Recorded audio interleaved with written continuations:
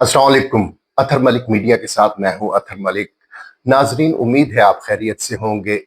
हर खबर के अंदर छुपी खबर ही असल में खबर होती है और उस पर हम आपके सामने अपना तज्जिया पेश करते हैं। आज की चंद अहम खबरें कुछ यूं हैं कि ईरान की धमकी, खित्ते में अमरीकी फौज की कोई जगह नहीं, ट्रंप का ईरान को सख्त जवाब देने का ऐलान, नवाज शरीफ ने वजीर आजम बनने की ख्वाहिश जाहिर कर दी, पेट्रोल की कीमतों का उतार चढ़ाव का सुनामी क्या सब कुछ बहा कर ले जाएगा। वजीर आजम ने मनसब संभालते ही बिजली पर टैक्स खत्म कर दिया। अब हम आते हैं खबरों की तफसील की तरफ।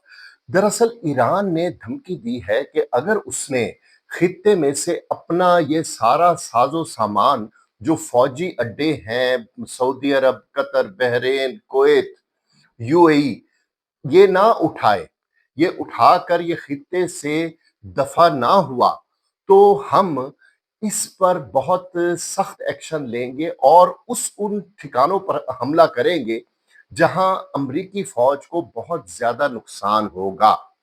अच्छा, अब इसमें एक चीज आप देखें कि अमरीकी फौज को जो माली नुकसान हुआ है, वो तो एक तरफ जानी नुकसान पहुंच चुका है। इस वक्त 17 अमरीकी फौजियों की हलाकतों की तस्दीक हो गई है और 17 बॉडी बैग्स अमेरिका में जाना बहुत बड़ी बात है, ये मायने रखता है।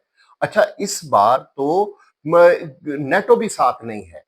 पहले तो ये होता था ना कि नेटो के कुछ फौजी मारे गए, कुछ अमरीकी मारे गए, चले बैलेंस हो गया। लेकिन इस वक्त तो शुद्ध सिर्फ अमरीकी फौजी हलाक हो रहे हैं और ऐसी जंग में हलाक हो रहे हैं अमरीकी फौजी जो सरासर इसराइल के ईमा पर की गई है। अमेरिका का तो कोई लंबा चौड़ा कोई रफड़ ही नहीं है। कहां हजारों मील दूर अमेरिका बैठा है ईरान से। ये तो सारा किया धरा इसराइल का है।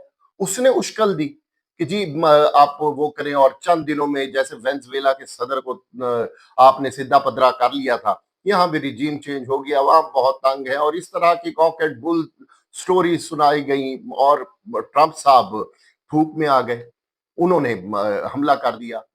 अब वो कंबल वो कहते हैं मैं कंबल को छोड़ता हूं, कंबल मुझे नहीं छोड़ता। सबसे ज्यादा जो नुकसान हो रहा है वो तो ईरान के हमसायों को हो रहा है, जो खलीजी ममालिक हैं। अमेरिका ने इधर जो अड्डे अपने जमाए थे, वो उनकी हिफाजत के लिए थे, उन्हें ईरान के या दूसरे ममालिक के यानी शर से बचाने के लिए। तो अब अगर अमेरिका की वजह से ही वहां कोई बुरा वक्त आता है, तो आप अंदाजा लगाएं कि उनकी क्या हालत होगी। उन्होंने अरब हा डॉलर वो खर्च करके इनके अमरीकी फौजियों को पाल रहे हैं, उन्हें उनके असलाहा खरीद रहे हैं ये खलीजी ममालिक, और बदले में क्या मिला? वीरानी, तबाही, बर्बादी, सैनिटेशन प्लांट्स की तबाही, पीने के पानी को की बूंद बूंद को वो तरस जाएंगे। अब इसमें सबसे जो अहम बात है वो ये है कि एयर फ्रांस ने सऊदी अरब में अपनी जो फ्लाइट ऑपरेशन है वो मुअत्तल कर दिया है। ये क्योंकि वो बहुत सियाने हैं, उन्हें पता है कि आगे कितने एस्केलेट करने जा रही है ये जंग। ये बहुत बड़ा एक साइन है। तो इससे तो अक्लमंदों को की इस निशानी को समझ जाना चाहिए कि वो महदूद कर रहे हैं। अमेरिका ने भी अपने शहरियों को इंतबाह कर जारी कर दिया है कि आप भी गैर जरूरी सफर ना करें। तो ये खित्ता एक बहुत बड़ी जंग की तरफ धकेल दिया गया है और अगर इसको ना रोका गया तो बहुत ज्यादा इसके कॉन्सिक्वेंसेस होंगे।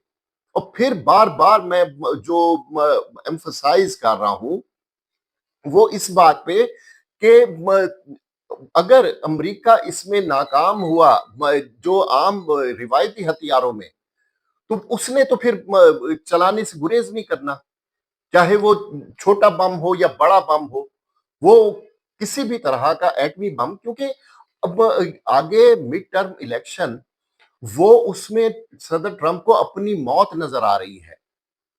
اس کا سب سے بڑا جو اس کی مقبولیت کا جو پٹاخہ پھوٹا ہے، جو یعنی کیا کہتے ہیں، تربوز پھوٹا ہے، ناریل پھوٹا ہے، کیا کیا قسمت پھوٹی ہے، وہ اسپین نے جب فٹ بال کا عالمی ورلڈ کپ جیتا ہے، تو وہاں صدر ٹرمپ، آپ اندازہ لگائیں، ایک ایسا دنیا کا طاقتور ترین انسان، وہ اس نے میچ بھی دیکھا اور وہ آیا ہے اور اس نے کہا ہے کہ میری پذیرائی ہوگی، کسی نے منہ لگانا گوارا نہیں کیا کھلاڑیوں نے۔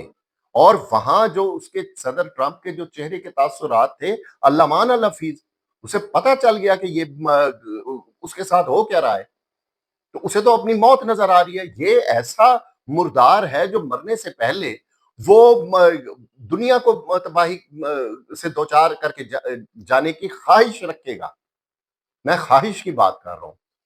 تو اس وجہ سے اب اگر سکندر مومنی صاحب، جو ایرانی وزیر داخلہ تشریف لائے ہیں، انہوں نے ہمارے وزیر اعظم اور فیلڈ مارشل صاحب سے جو گفتگو کی ہے، وہ ان کا دورہ خالی از علت نہیں ہے، اس کے پیچھے بہت بڑی ایک اسٹریٹجی ہے، اور ایران چاہتا ہے کہ جاتے جاتے یہ اس خطے کو ایک حد سے زیادہ نقصان پہنچا کر نہ جائے۔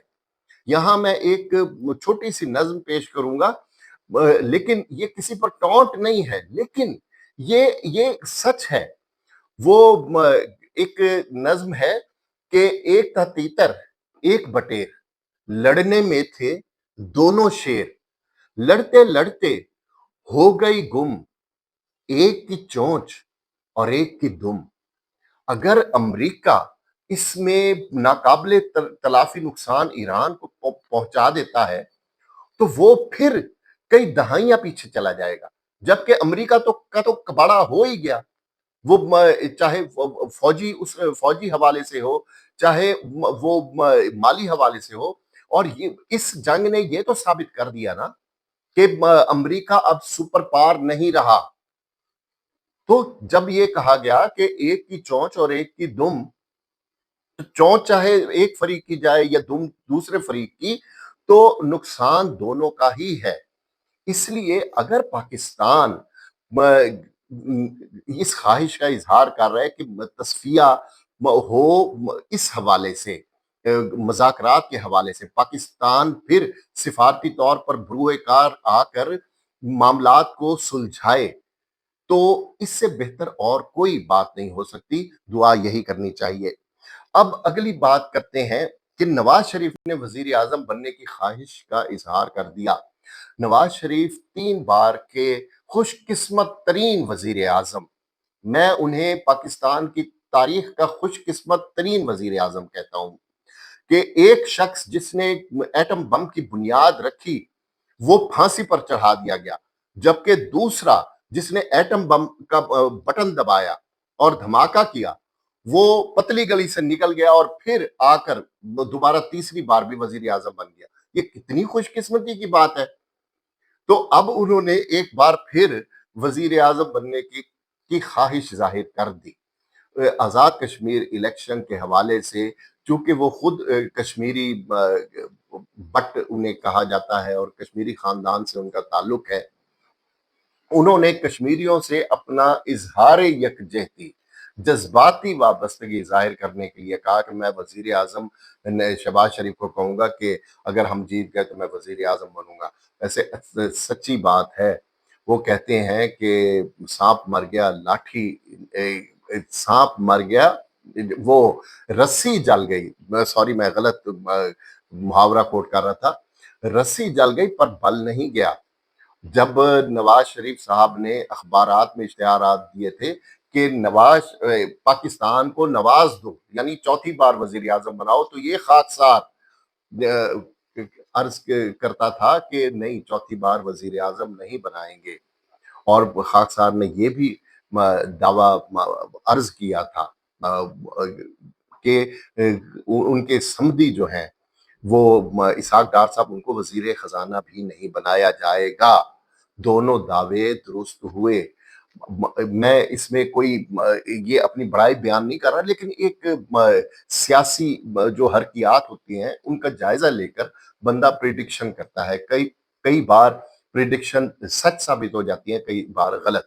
لیکن نواز شریف کو یہ تو پتا ہے نا کہ وزیر اعظم کیا پروٹوکول ہوتا ہے، کیا تو اس کو احتشام ہوتا ہے، کیا آنیاں جانیاں ہوتی ہیں کہ بس اللہ دے اور بندہ لے۔ اور وزیر اعظم نہ بننے کے، بے شک برادر خرد ہی ہوں، وہ چھوٹے بھائی ہی وزیر اعظم ہوں، لیکن وہ پھر پروٹوکول مرہون منت ہوتا ہے چھوٹے بھائی کا۔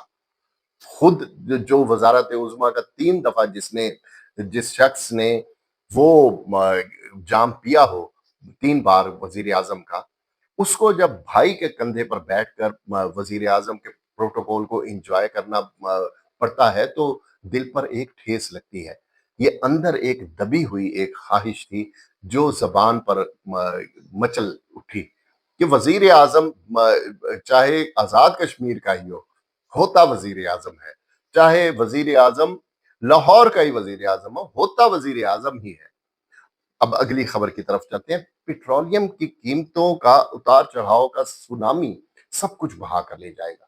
اب صرف میں آپ کو ایک دن پہلے کی خبر سناتا ہوں کہ کیا ہوا۔ خبر سے پہلے میں عطا اللہ جو تارڑ ہے وزیر اطلاعات، انہوں نے کہا تھا کہ پیٹرولیم کی قیمتوں کا اتار چڑھاؤ عوام کو فائدہ ہوگا۔ میں نے اس وقت بھی عرض کیا تھا اتار کا نہیں، چڑھاؤ ہی چڑھاؤ ہوگا عوام کے لیے۔ عوام کی قسمتوں میں یہ لکھ دیا گیا ہے۔ اب روزانہ کی بنیاد پر جو حکومت کر رہی ہے وہ یہ ہے کہ ایک دن پہلے اخبار لکھتا ہے کہ پیٹرول ایک دن کے لیے 35 پیسے سستا، 35 پیسے سستا، ٹھیک ہے، پیسے اب نہیں رہ گئے، یہ بات ذہن میں رکھیں۔ اور ڈیزل 571 روپے مہنگا، ٹھیک ہے۔ آج کی خبر ہے کیا کہ یومیہ بنیادوں پر نئی قیمتیں، پیٹرول 4 روپے 93 پیسے مہنگا، تقریباً 5 روپے مہنگا، 35 پیسے سستا، 5 روپے تقریباً مہنگا۔ ڈیزل 7.15 یعنی 7 روپے 15 پیسے لیٹر مہنگا۔ اب اس کے بعد حکومت سے مذاکرات ناکام، پیٹرول پمپس کی آج سے ہڑتال کرنے کا اندیہ۔ تو یہ ہے ساری واردات۔ اب پیٹرول پمپ پہ یہ میں نے آپ کو پہلے بھی یہ عرض کیا تھا کہ اب لڑائی مار کٹائی گھروں سے نکل کر پیٹرول پمپس پر ہوں گی۔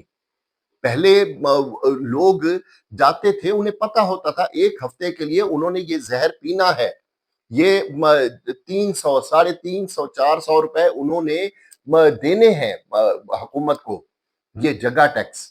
اب تو پتہ ہی نہیں ہے کہ اس وقت پیٹرول کا ریٹ انہیں کیا ملے گا، کیا نہیں ملے گا۔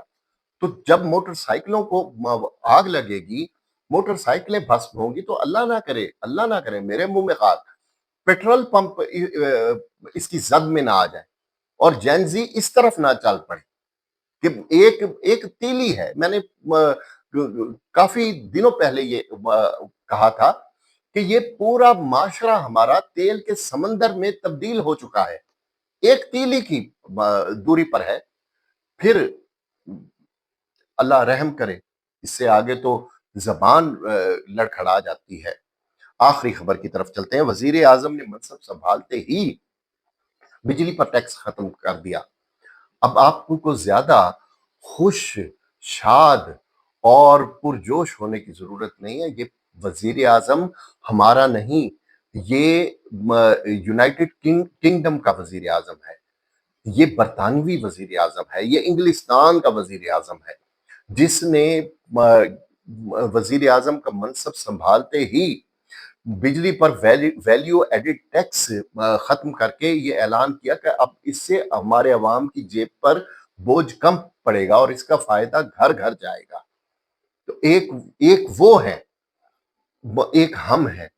اب یہ بندہ جو آیا ہے نیا وزیر اعظم، یہ انگلستان نے، یہ کیا خوبصورت جمہوریت کی ماں ہے نا، 10 سال میں انہوں نے 7واں وزیر اعظم لے کے آ گئے۔